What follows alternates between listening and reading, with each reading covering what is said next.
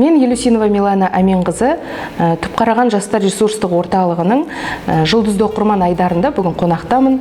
Бүгін оқырмандар үшін, кітап сүйер қауым үшін Сейдахмет Құттықадамның «Ұлтқа қызмет ету» кітабын ұсынғалы отырмын.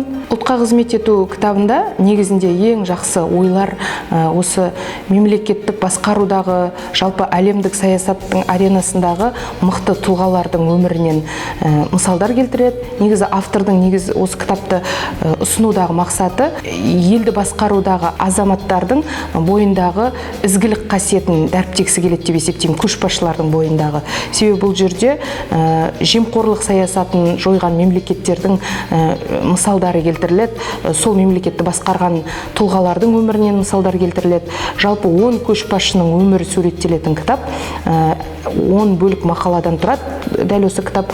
Оның ішінде атақты тұлғалар, жаңағы Ататүрік туралы бар, одан кейін Сингапурды қалыптастырушы Ли Куан Ю туралы бар, одан кейінгі Тэтчер туралы да, Темір Тэтчер деген мақала бар.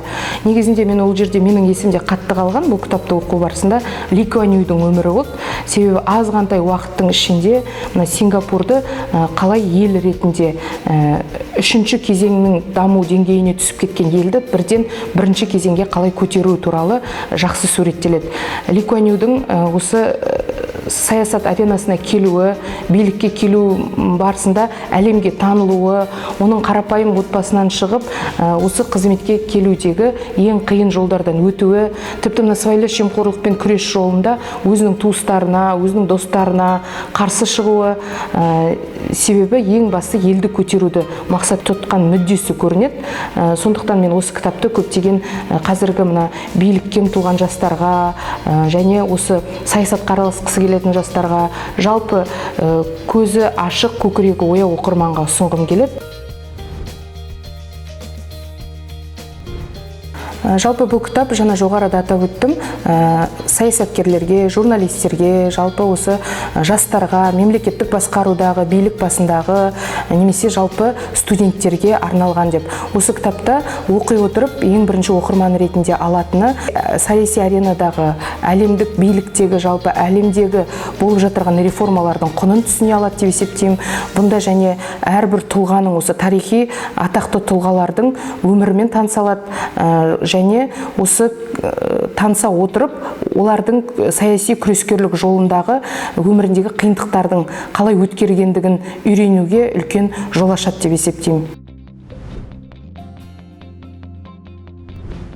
Бұл кітаптың өзге кітаптардан ерекшелігі, ең біріншіден бұл жаңағы айтып өткен жоғарыдағы саяси тұлғалардың өмірінен аудармалар.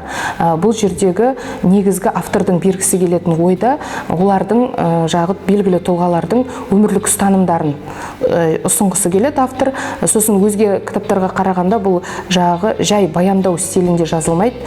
Ең біріншіден бұл ғылыми еңбек деп айтуға болады. Ол жерде жағы өте автор стилистикалық жағынан құрылымын жақсы ұйымдастыра білген, себебі жаңағы 10 тұлға ол тарихтағы белгілі, кәдімгі әлемдік деңгейде танылған мықты тұлғаларды таңдап алған.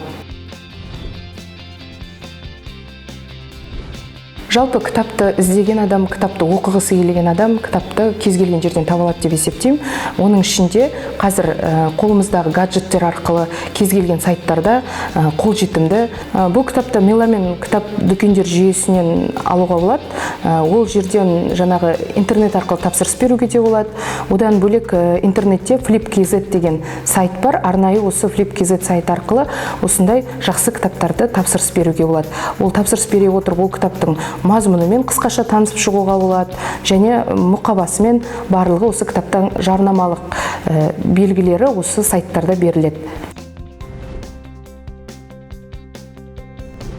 Бұл заман жалпы білімге сенетін заман ретінде мен жастарға, осы оқырмандарға айтқым келетіні, көп дүниені кітаптан алуға болады. Өзімізді жетілдіруге қазір түрлі мотивациялық кітаптар бар, көбі жастар бұрынғы көркем әдебиеттерді оқығысы келмейді. Одан бөлек түрлі жағы мотивациялық, психологиялық қолдау бағытындағы немесе бизнестағы маркетингтік бағыттағы кітаптарды оқығысы келеді деп есептеймін. Сондықтан ол сұранысты да орнын толтырып отыр. Қазір қазақта кітап нарығында көптеген аудармалар жарық көріп жатыр. Мысалы, жаңағы 100 кітап аудармасымен рухани жаңғыру ұлттық бағдарламасы аясында жарық көріп жатырған кітаптарда осы тектес кітаптар өте көп.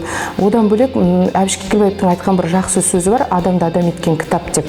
Осы кітап арқылы жастар көзін ашып, көкірегін толтырса деймін, кітап арқылы көптеген білім нәрімен сусындауға болады. Сондықтан кітап оқуға шақырамын, құрметті оқырман.